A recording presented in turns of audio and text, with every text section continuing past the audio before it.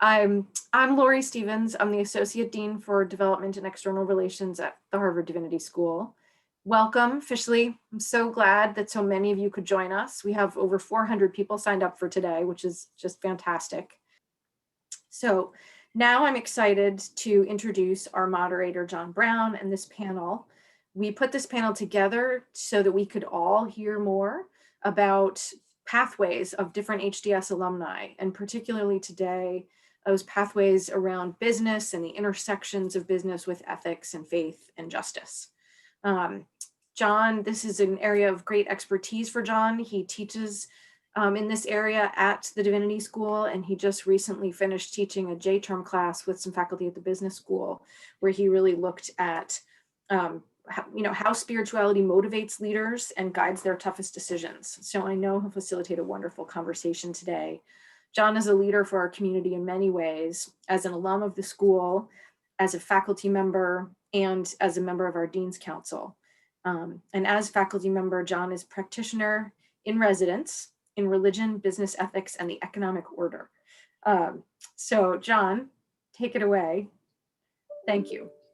Thank you, Lori, and the members of the External Relations team for hosting this discussion. I am especially pleased to introduce our panelists. Katherine Collins, MTS 11, Karim Hutson, MTS 08, and Al-Husein Madhany, MTS 2001. It has been an absolute pleasure getting to know each panelist during the run-up to today. But I would like them to introduce themselves to our guests and to briefly share with us a tidbit from their backgrounds that we will not find on LinkedIn or Wikipedia, and also describe briefly their journey to HDS. So to get us started, Katherine, take it away, please. Great, John, thanks so much. And thanks everyone for joining today. It's so wonderful to gather and have a chance to discuss these topics and the interweavings that exist in all of our lives. I'll tell you a little about how I landed at HDS, and then I'll give you my tidbit.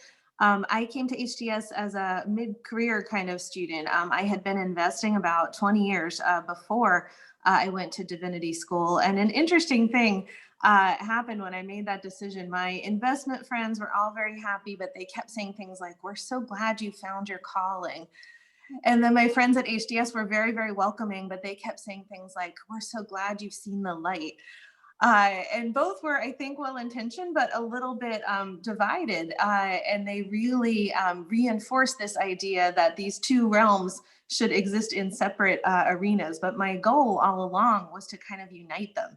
As my investment work had proceeded over the years, and I got more and more expert with more and more responsibility, the job actually got more and more narrow, much more sophisticated in terms of all the financial lingo and tools that I was using day in and day out, but bit by bit, a little bit less connected with the world. And the whole reason I love investing is that connection with the world, the way that finance is influenced by the world and vice versa has the chance to have influence as well. And so I wanted to really reunite these things. And as I worked more and more in sustainability, I found the same dynamic was at place. The sustainability experts were speaking one language and the investment experts were speaking another language. And so my goal in attending HDS was to be able to be a better bridge and a better translator between these different domains of knowledge. Thankfully, those have started to knit together in a much more complete way now. But in going to Divinity School, I wanted to kind of get at the root of the root, not the tactics and tools of sustainability and investing, but the true core purpose of all the systems that we've created, and to learn from that wisdom. So it was a wonderful chance to kind of reroute myself and my own practice, and to think more deeply about what a reconnected form of investing might look like.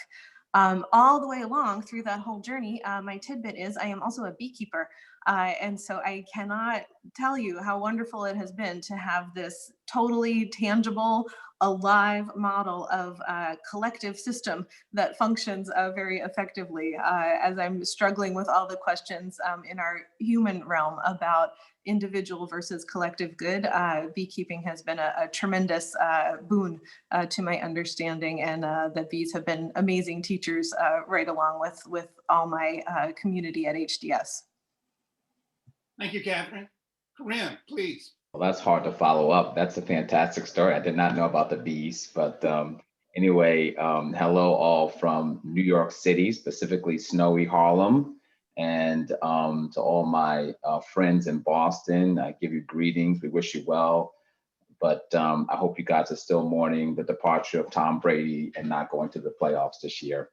In any case, I came to Harvard really as focused on business and as a business student, and as I began to kind of explore some of the intersection between real estate and community and faith, I grew a interest in learning what was happening at Harvard Divinity School. And quite frankly, I think I've always had in my blood what I think my faith would call like a calling, Katherine said, to understand more about what it is that I believed. I felt like that was something that was freeing for the spirit and for the soul and for the mind. And so, you know, I don't think everybody understood it, but it was something that I decided to pursue, and I really never really questioned it in my mind. And when I walked into Helmut Kester's Intro to New Testament class, it was probably one of the most significant experiences of my life.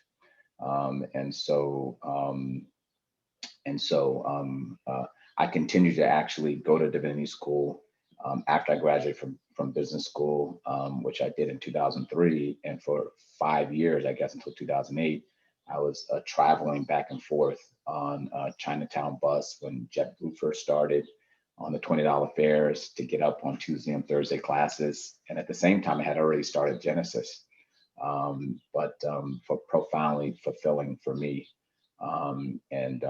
So that's a little bit how I got to divinity school. I would say in terms of a tidbit, even though I'm a Bronx and Harlem boy, I love hiking. Got a chance to really experience it when I was in my early 20s. And my favorite hike was with the National Outdoor Leadership School in the Brooks Range of Alaska. Thanks, Karim.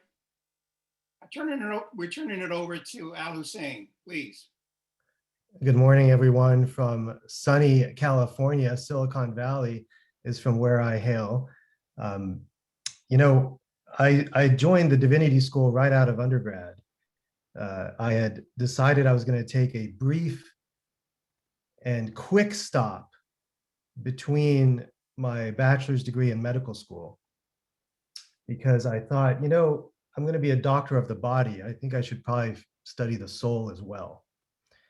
I never went to medical school. So I was entirely enraptured by the learning at the Divinity School, specifically the interplay between the history of religion and this great nation of ours, not just of one religion, but of all faiths, and how the faith community historically has actually been a pillar of the founding of this country and continues to be a pillar in the business community and in all other communities.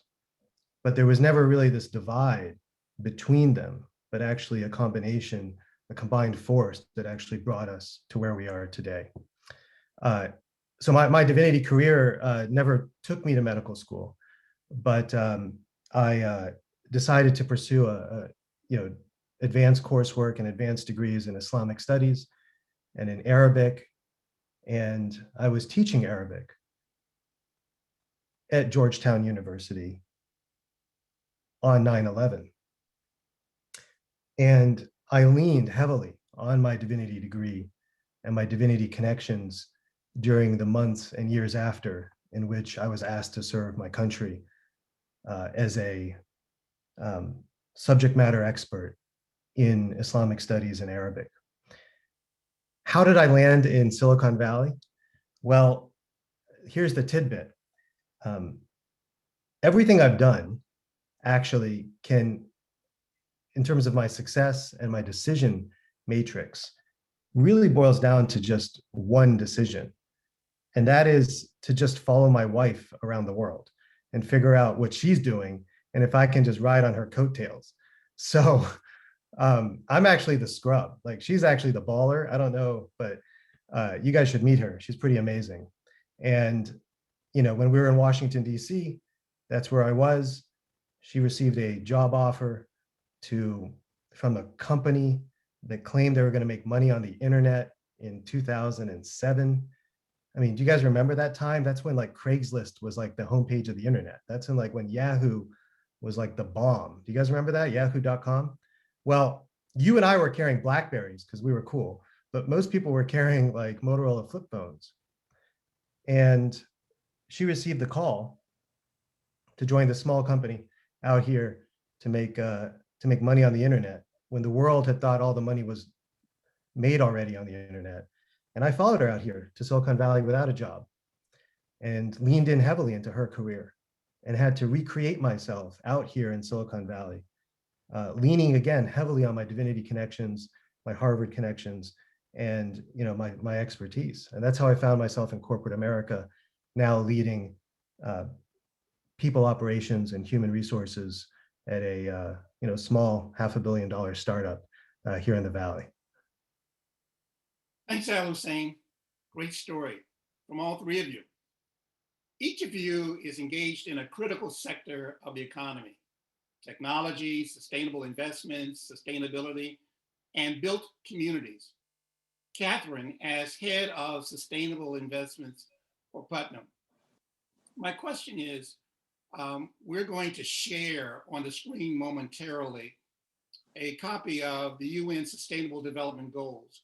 Meanwhile, I'd like to ask, in an interview published a few years ago, you said the following: formal religions can be exclusive, and we need to extend their wisdom into more secular contexts that are widely accessible. Please tell us what that statement means to you within the context of the world we live in today. And if you could provide us with an example from your personal or professional experiences, that would be great. Sure.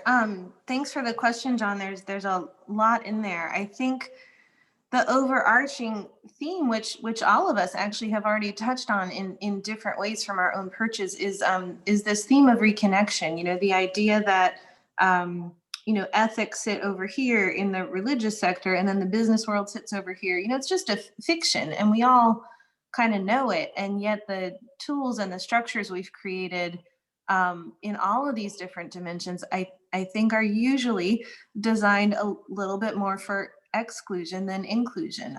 It's true in a lot of our religious settings and institutions. It's true in academia, I'm sorry to say. It's definitely true in finance. You know, what's the first thing you do? The first thing you do is you create a whole series of language and rituals and shorthand and kind of insider knowledge that has this wonderful effect of binding a community together, but has this ancillary effect that's not so great, that sort of fragments folks. And in doing so, I think we leave ourselves open for a really important tension that is at the center of my work at Putnam, where we're trying to take a more complete, more holistic, long-term view of thoughtful investing. And so we're taking all the things that have been kind of set over in the corner or called externalities and kind of bringing them back into the process. The tension is that doing that, because we have created all these different silos, is easier said than done. The SDGs are actually a great example of this. So here we have this really glorious, complete, comprehensive roadmap for what we think might constitute a thriving world and how we might, make progress in that direction. Very ambitious, stunningly labor intensive to get to the point where there is an agreed upon map at this big global level. But I spent some time at the UN last year, and as soon as you have a map that's very complicated and comprehensive, the natural tendency that we have in our institutions is to create a lot of stuff to support that map. And so, you know, the SDGs are not just those 17 icons. There's hundreds and hundreds of pages on exactly what is meant and how we can measure progress and all the different policy implications that should be considered, and what constitutes, you know, true alignment versus partial alignment.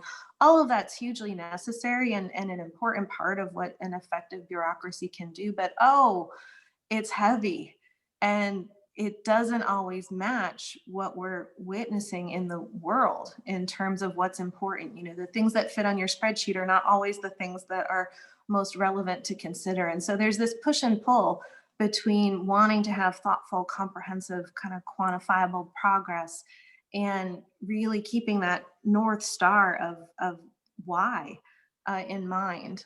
When I was visiting the UN, we had a few days kind of deep in that bureaucratic diving into the weeds element. And then I turned a corner and I had no idea that I was in the spot where this is, but there's a beautiful Chagall window in the United Nations, kind of down a funny little hallway, and it's the Blue Angel. And so you're walking down this, you know, kind of closed off setting, and all of a sudden this angel appears. To me, that was the moment. Like, that was the bridge. Like, oh my gosh, here's this very heavy handbook that I can hardly carry if I print it out. But here is what we're really after, right? And so holding those two things simultaneously for many of us in our professional settings, I think is the task, you know, to not let go of either end of that equation. So what that means in practice for my team has been really interesting. Again, trying to kind of hold both of these elements together. On the quantitative side, by many measures, the team has been very successful. We run two mutual fund products that have had really stellar results. All the conventional markers of investment success, it's just been a few years, but at this point you can say check, check, check. But boy, that's like tip of the iceberg for what you really want to know. When I think about the things that are a little bit under the surface, both for us and for the companies that we invest in, that's where all the interesting stuff lies. And again, it doesn't fit so neatly on a spreadsheet, but boy, it's so much better. I have the chance, for example, when I talk to CEOs of companies, to either take sort of a checklist approach and walk them through a very tedious report card process, critiquing all along the way, or I have the chance to ask something much more open-ended and hopefully maybe more inspiring. So I tend to ask CEOs on the sustainability front, before we turn to all the metrics and report card elements, you know, what's the coolest thing you're doing? You know, what is the thing you're proudest of that you don't get to talk about very often? What is the thing that investors never ask you about that they really should, because it's the key to everything that you do? You know, if you really wanted to make the greatest difference in the world, what would that be? Like, what might you do? Gosh, that's such a fun conversation. It's much more important than double checking all the data that I already can get from other sources. Similarly, on our team, you know, we spend a lot of time with our heads down in spreadsheets. So one thing that we do on a weekly basis when we get together is we do this quick round robin of best things. You know, what's the best thing that happened to you this week? And, you know, it started out very wonky and work oriented and has gradually gotten more and more personal. But this is directly from my Divinity school training. You know, what are we doing? It's a gratitude practice and it's building community. Now, I don't call it that. You know, if I showed up the first day and said to our team, hey, we're going to do a gratitude practice to build community, there aren't that many financial firms where that would go over super well, but the impact is terrific and everyone's happy to do it. So the labels kind of get in our way. And again, I'm sort of ending where I started. I think this tension between needing to have thoughtful, clear, analytical, quantifiable frameworks for things that really matter, and also needing to keep that sort of blue angel in sight, you know, that sense of community and connection and purpose, you know, for almost all of us living at this point in history, that's our role, right? Is to be fully present and fully active across all those dimensions. Thank you, Katherine. That's fascinating. Your work is indeed timely, given the multiple challenges our society faces. Karim, you have been making meaning in and through multiple facets of your life. As a husband, a father, investment banker, trustee of your church in New York, board member of the New York Theological Seminary, and of course, the founder and CEO of Genesis, to name just a few of your commitments. Genesis is a for-profit enterprise whose name and roots can be traced in several ways to the combination of a course you took at Harvard Divinity School and the first book of the Bible. Please connect the dots for us and unpack how you view the intersectionality of an active, civic-minded, entrepreneurially driven, family-centered, and faith-based life. Thanks for the question. Definitely not, definitely a lot there. I'll do the best I can. You know, it's funny, another way that Harvard Divinity School touched, you know, my business was, I think it was Professor Coogan teaching Introduction to the Old Testament at that time that I took the course. And he started with a reading of Genesis, which, you know, I had never really quite heard before, which was a much more, I guess, explicit or tangible meaning of what it read. And I might probably botch this up, so forgive me, professors who are on the phone, but I think it was like, in the beginning, when God created or began to create the heavens and the earth, right? The earth was a formless void, and darkness covered the face of the void, and a wind from God, Spirit of God swept over the face of the earth, hopefully all the waters. Hopefully I did that right. And one of the things he said was that in the ancient mind, it really wasn't about a creation of something out of nothing, which was phenomenally interesting to me. But it was more about God perfecting, God culling, God making better what was there. And that really became a guiding principle for Genesis. We don't come into communities and believe that we are creating something when there's nothing and there's disarray. We are trying to add to the community, to build it up, to create communities of resiliency. And whether that's for somebody who's making a low wage job, somebody who's making a working wage, a living wage, moderate income, market rate, we owe it to all of those folks to provide that quality of life to the best that we can do it. And so that's what we try to do.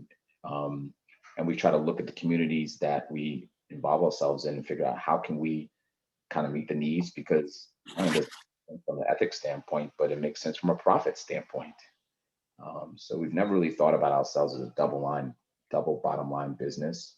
We provide a product to our communities that we think people ought to have, and that's a good product, and that's a reason why they want to live there.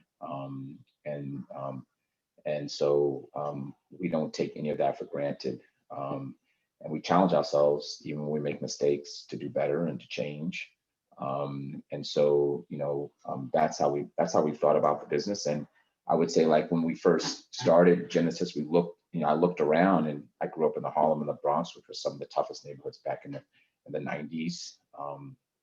And a lot of my friends had asthma, kinds of sick building syndrome stuff. And you just look and say, okay, my mom and my family has sacrificed so that I can do so much, but this can be better, right? It's basics of capitalism, that there's a need you can address, right? And so that void is what I felt Genesis could fulfill, and a lot of other developers who have the same mentality as I do. And so, you know, that's how we thought about the business. And the profit motivation is important because resources are important. And, you know, I believe that I could take my mind that was trained by some of the best investment minds and create a business that was profitable and sustainable, and put out a product, a housing product, and others that could be sustainable as well for the tenants, and sustainable for those communities, because we can't put out a product that can't keep itself alive, because then we are essentially undoing the good work that we're doing. And so I think all of that plays the role of addressing inequities. I mean, several decades of inequities in real estate and land, and the fact that a young Black kid who really had no affiliation or understanding of what it would mean to be a business person, mentored by trustees from a little college in Massachusetts, Amherst College, who asked me if I wanted to be an investment banker. And I said, what am I going to do? Like sit in front of a computer all day? And they had to explain to me like what it meant to be a business person. I didn't know. But that I could take that beginning and become the CEO of my own company with the effort to create generational wealth, is a success story for capitalism, and a success story for faith. So I think there's, despite everything that we may be grieving about in the world, there's a lot that we can do. And there's a lot to be proud of in terms of what we've created. We need to continue to look forward and figure out ways to continue to build upon that. Thank you, Karim. It's very, very informative, and congratulations. Al-Husein, you and your wife were early adapters to the tech sector. I have a two-part question for you. The first part is, could you share with us a few of the learnings, both positive and less than positive, that you have gained from your experiences in Silicon Valley? And number two, when we met last week to prepare for today's discussion, you expressed concern about one of the lesser discussed outgrowths from the pandemic, specifically the exponential surge in the money supply. Would you mind explaining in a layperson's language why this metric is as important as it is, and what it suggests for this anxiety-laden period in human history in which we all find ourselves? And from there, we will pick up on our discussion about capitalism and repairing the world. Al-Husein, please take it away. Thank you, John, and thank you, Karim and Katherine, for your great comments. So, Silicon Valley is a place where, as my friends will tell you, like they think I'm unemployable anywhere else in the world. Like, you can't take my resume and get a job in New York or DC, because you go from startup to fail to startup to fail, and you try and figure it out, and you try and you fail fast. And what you realize in Silicon Valley, which is a melting pot, and it creates there's an entire ecosystem that supports this, is that the distance between you and success is actually quite small. The distance is actually quite small, and it's one on the margins. It's one on the margins. What you realize is that whether you're a 26-year-old CEO that's just closed $100 million from a venture capital firm, or you are one employee at one of these companies I've worked at, everybody is an entrepreneur, and everybody has an opportunity to succeed in a way that is beyond what they had ever imagined. Why? Because you are building the future here. You're building the future. You're building the ship, while it's sailing, in many ways. And so my emergence in Silicon Valley is really around, as I mentioned earlier, just following my wife here. It was accidental, but we've benefited greatly from it. And in part, for me, it was just to answer the call, right? Answer the call to service. And, in my role now as a people officer, I think about the community that we're creating in our companies. And I think about, the challenges that our employees face, not just on a day-to-day basis, but existential challenges, ethical challenges. And so one of my learnings is that success is actually won on the margins, and success is actually, the distance between anybody and success is actually quite small. And the other thing I've learned is there is everybody here in Silicon Valley, no matter how much money you've raised, no matter your wealth that you've created or the lack thereof, everybody is very, very, very similar in that we're all actually human and we're all very much the same. And the quicker we realize that, the quicker you realize that you could be that person too. That's what I love about Silicon Valley, is that you literally could be anybody. All you have to do is try. Now, when it comes to the money supply, and this is something that's very important for us to understand, it's something that I'm spending a lot of time thinking about and discussing, among my cadre and cohort here. And that is, if you look at this chart, the United States has printed more money during this recession in the last 11 months than in the first 2 centuries of our founding, right? So if you zoom in a little bit and you go to the next slide, what you'll see is that blip in 2001, that speed bump in 2008 compared to today.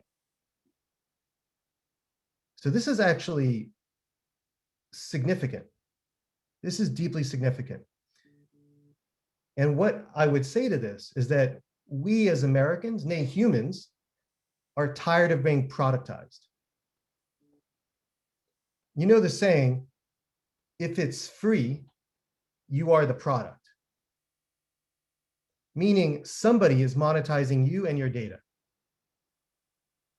Whether it's social media or trading shorts on Robinhood, as we've seen this past week, where it's actually free to trade on Robinhood because they receive payment for order flow.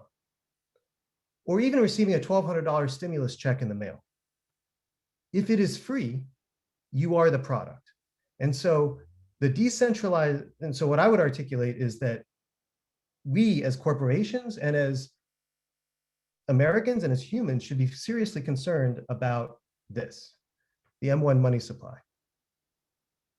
And as a answer, and I think what we're finding in our communities increasingly, our faith communities, our corporations, and the way we are restructuring faith and organizations is that we're creating a decentralization of power and access so that value accrues to all equally, not just to a single body, not just to a single corporation. And that whether you're at a corporate level or a nonprofit or a faith community, or just somebody living in their home, sheltered in place, it's time for us to play offense when the rest of the world is playing defense in light of the increased money supply. Great. Thank you, Karim. We are coming up to the point where we'd like to open it up to questions, but I have one last question for you. And if you could answer it just in about 1 or 2 minutes. Could you share your thoughts regarding the notion that capitalism is ripe for change? For example, University professor Rebecca Henderson has suggested that, in effect, repairing a world that is on fire will require reimagining capitalism. My question is, if you could put the broader challenges facing society, such as justice, sustainability, ethical norms, and human development, within the context of your own faiths and your hopes for 2021, what would that mean? And Karim, I know you are near and dear, or the concerns of justice and prison reform are near and dear to you. If you could get us started, but again, I would ask each panelist to try to confine your comment to roughly 2 minutes, please. Karim, if you could start us. Sure. So I guess my answer would be that I do not think capitalism is the problem. But I do think there's a lot of personal responsibility that needs to be generally taken. I'll give you one example, and it hits on the criminal justice stuff. But we were hiring a large third-party property manager to manage some properties for us, and we didn't have a maintenance person, a porter, to work the properties. And we went to a temp service and got a young African American, must have been in his early 30s, maybe late 20s, to work for us. He was doing a fantastic job. I had gone by as the owner and just kind of like checked on things. And I saw him there working late. His daughter was kind of in the office because he didn't have anywhere to kind of store her while he was working. And I got a chance to talk to her and meet her. And I said to the large firm, I said, hey, why don't we just go ahead and hire this guy? We're paying a premium for the temp service. And they said, it's a great idea, Karim, we should go ahead and do that. So I got a call a couple of weeks later and said, well, we can't hire the guy. I said, well, what do you mean you can't hire the guy? Well, apparently he had some interaction with the police at some point when he was, maybe late high school or, recently, after that. And I said, well, this is probably like 10, 12 years. And I said, yeah, was it anything serious? I said, probably not. But, our guidelines don't allow us to hire him. And I thought it was just an absurd resolution to a guy who potentially made a mistake, maybe didn't, that his life should be completely shut off and beyond any mercy or forgiveness because of some interaction that was unclear that he had when he was a kid. And so we figured out a way to hire him by actually hiring him through our company and then allowing him to service the property. So we got through the issue, but I think, we need to be looking at who are in these driver's seats and what decisions are being made. And on the flip side of that, I would say that I believe actually that the corporate body, and remember, that's also nonprofit institutions like Harvard, have done, even in the face of some of the racial issues and police brutality, whether you like all the programs they have or not, they have resourced many programs and responded in ways, in my view, that has been much faster than our government. And so while I think there are certainly issues in the corporate body, I think that there's a lot to be desired from folks on the government side and other sides, and even in our faith communities who have been broken apart by disagreements in politics, that they have been much slower to respond to the needs in the communities, at least that I come from and that I service. Thanks, Karim. Katherine? Yeah, there's such a lot there. I think the two words that keep coming to mind for me are proximity and alignment. And I think this strings together the last couple of things we've talked about here. Whenever I see a layer, whether it's in a business or in a financial structure, or in a process or a rule system that creates more opacity, I naturally just kind of put a little star beside it, because often it's well intended, but it ends up opening up these consequences that are not so well intended over time. So that's true in the human level. It's true in terms of capital flows. It's true in terms of setting up a rigid rule system that, if you just fast forward 5 or 10 years, has some really strange effects. I'll give you a quick tangible example just to make it clear. By some measures of sustainable investing, the first thing you do is have no affiliation whatsoever with any company that is a major user of hydrocarbons. And there's good reason for that. I mean, I think it's pretty intuitive probably to everyone listening. If I do that as the first rule, it means I never talk to any of those producers. I never can engage with a big utility, for example, that is transforming its entire fleet from hydrocarbons to renewables. I can't really be part of the shift, right? Because I'm just seceding. And so this reconnection, again, I think relates very directly to the alignment of, how is this system created and what are the natural consequences that come from it? When we ask the question, is capitalism broken? Those are the two things that I always find as root causes. The current form of capitalism is not so great in some ways, but it's pretty awesome in other ways. Same for democracy, same for education. I mean, you can say it for almost every big system that exists at this point. And so the diagnosis to me is to get back to that proximal level. So like Karim just mentioned, once you know the person, you can figure out a solution. Once you see the investment opportunity, you can figure out a way to actually connect the dots. But if you can't see it, if you're not that close to begin with, that's a real systemic structural issue that I think we can all play our part in resolving. Great. Thank you, Catherine. Al-Husein? Yeah, so I think, sure, I think we're restructuring capitalism and its impact to the little person in Silicon Valley, and technology is a great disruptor there.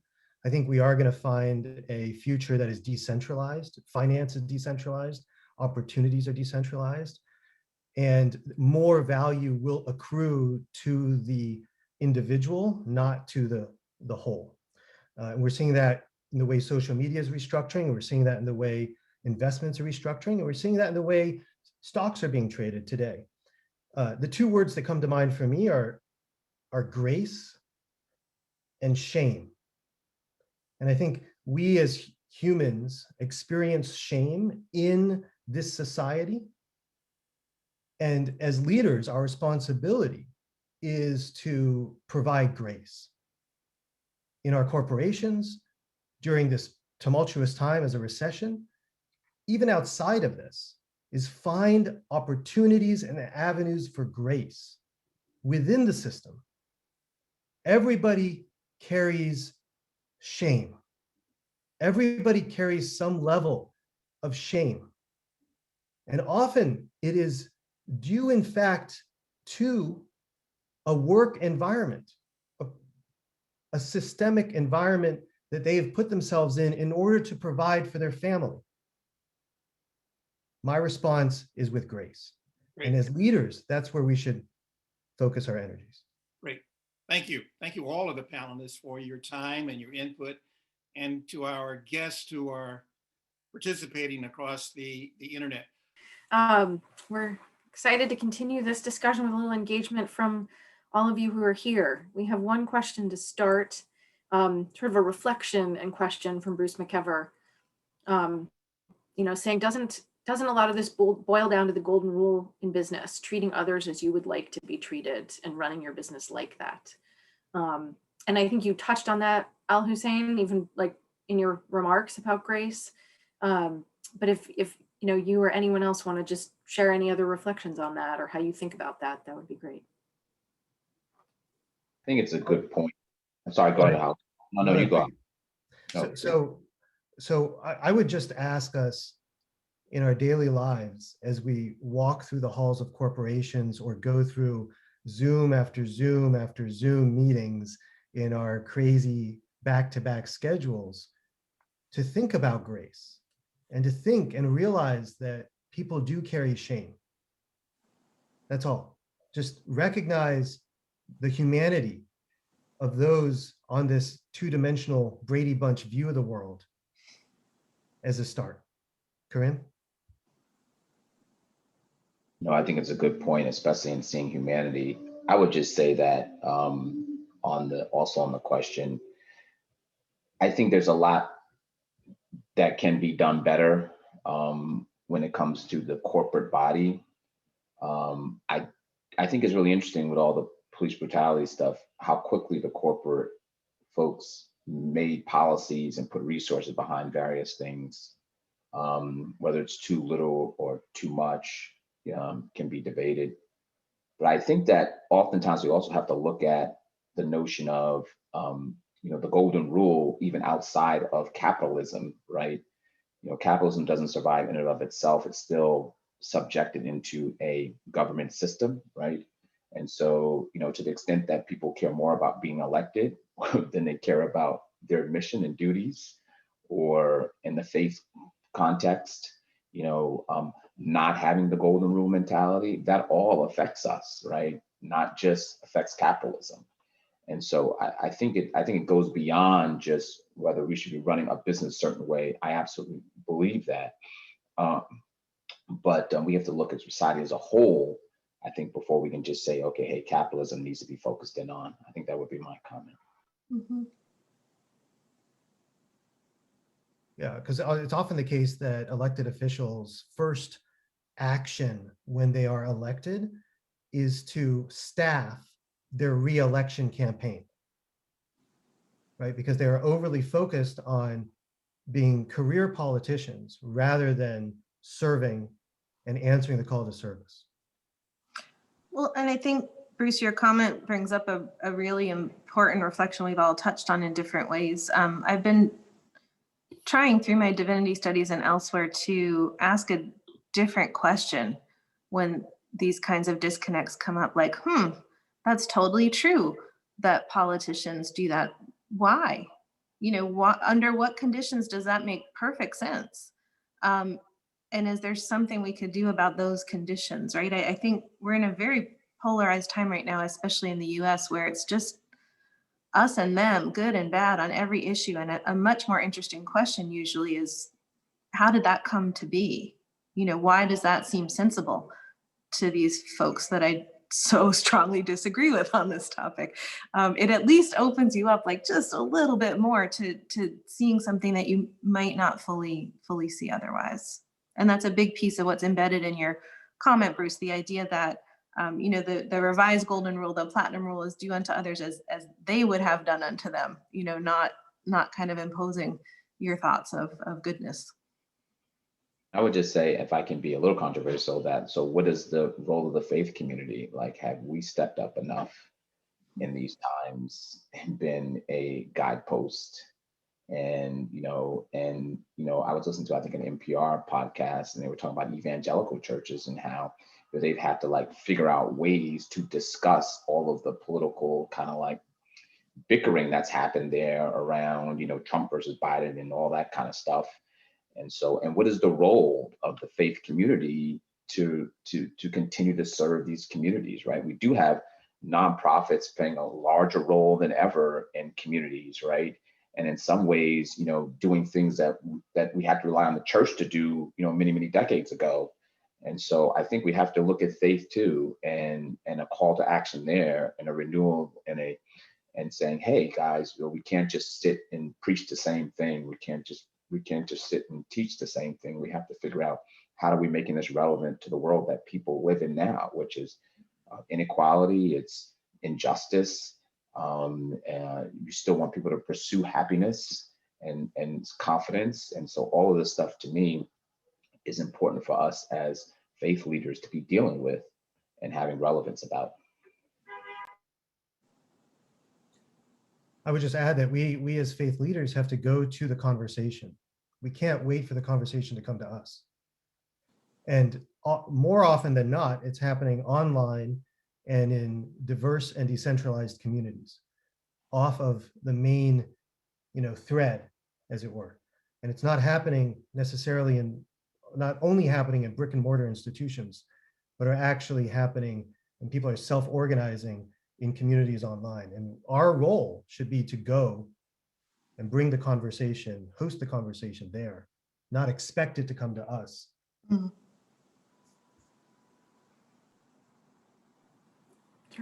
Flowing in a related but slightly new direction, there's a question focused on access. And the background for the question is, who can and cannot participate in capitalism for profit is the problem. And she says, most minorities participate as consumers. Money leaves the community quickly and spends more time providing for whites in their communities. How can we get banks to provide loans to minorities for their community businesses? Well, access to capital is a huge issue in the African American community, and it has dogged our ability to be entrepreneurial, but so has criminal justice. We have many of our outsized amount of men and even women who are going to jail and essentially being stripped of their rights. How can you have sustainable communities that can grow economically? And then education are huge issues, right? I would say, though, I believe in the African American community specifically, there are tremendous thought leaders and innovators that have not been able to access capitalism, and in many, many ways, maybe because of liquidity, maybe because of situations, and so that absolutely has to be addressed. And I think some of the banks have begun to look at programs to deal with issues of inequity in capital raising or in liquidity or access to capital. And that's a conversation. But I think what we've learned as an African American community is that as when we were shut out of the corporate world, we have to figure out ways to get into it, and then we had to make change, right, and show, hey, that we can be valuable contributors there. I think that the answer is that we have to open up those access to capitals, and we have to allow folks to be innovative, and that means we have to give them opportunities to indulge in their talents. And I think and that means keeping them out of prisons, and giving them access to education. And so, to me, those are the key things. And I don't think we can demonize capitalism.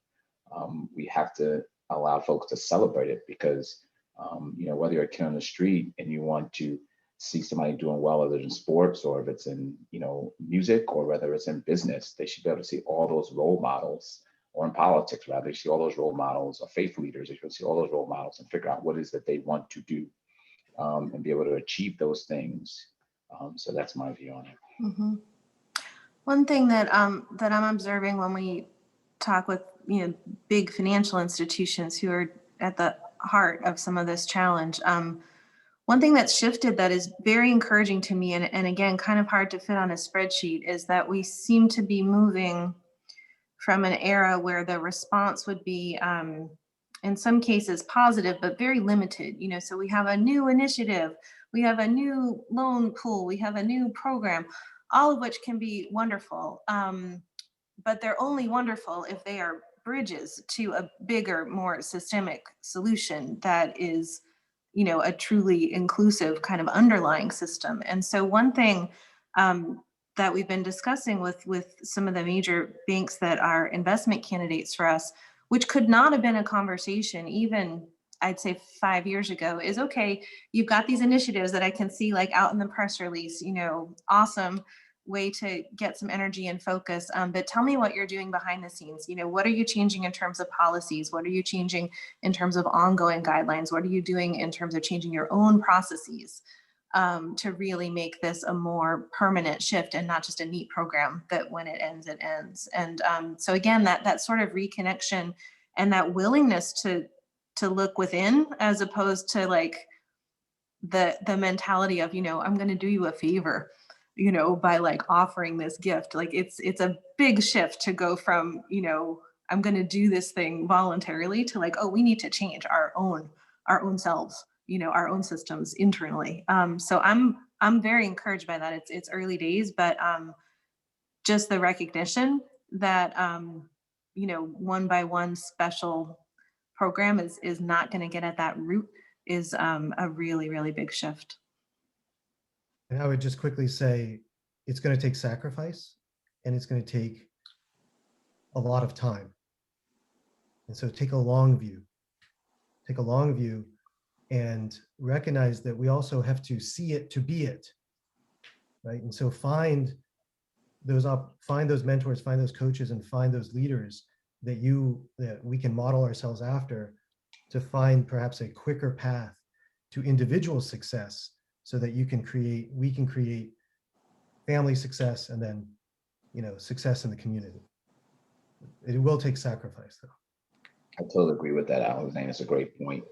I mean, if I look at my business, we have suffered from access to I-capital, but we've grown through that, right? But we hire a very diverse workforce. We hire a lot of folks who live in the communities, and so I can make a change. Go to the thought process of, hey, money is flowing out of poor communities and minority communities, but we can change that, right? I can hire folks in those communities.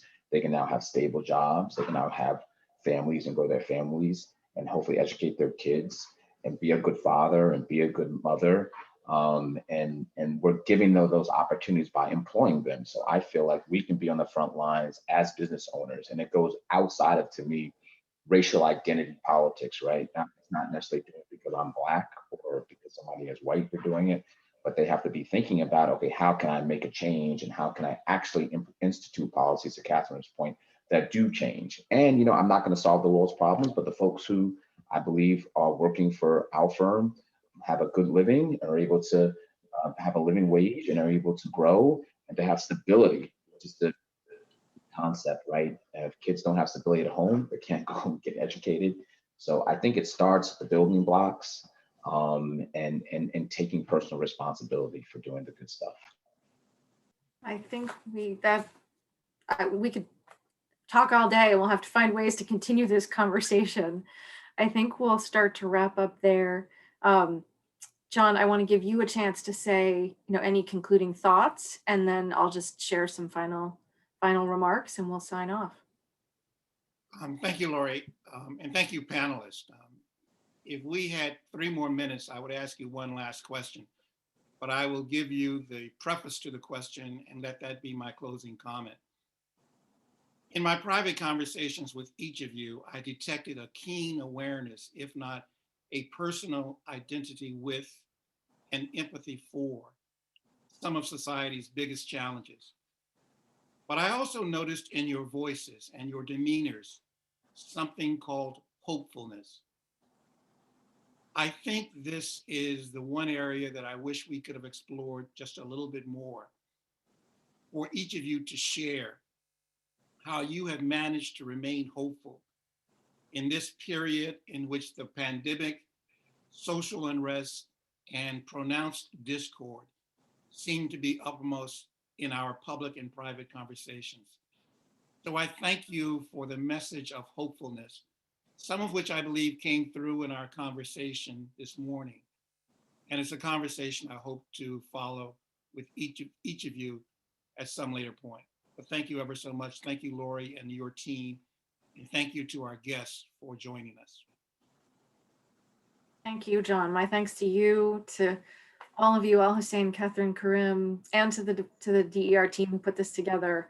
I wanted to conclude with the exact same feeling. I feel more hope after this conversation than I have felt on many days of late. And I think believing, you know, I love the reference to Amanda Gorman's poem, Al-Husein, and believing that we can keep moving forward and we can take a long view, and that there are good people, you know, who want to find ways to work together and make the most of capitalism and democracy and all aspects of our society.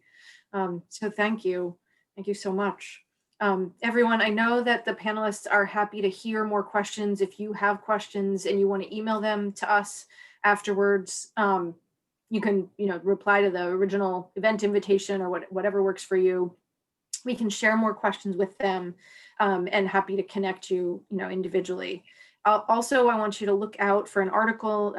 John had the wonderful thought to share Clay Christensen's article, How Will You Measure Your Life, as follow-up to this discussion, to just provide some more food for thought and reflection. That's all for today. Thank you so much. Thank you. Thank you, Lori. Thank you, Karim. Thanks, everyone. Hussein, and Katherine. Thank you, everyone.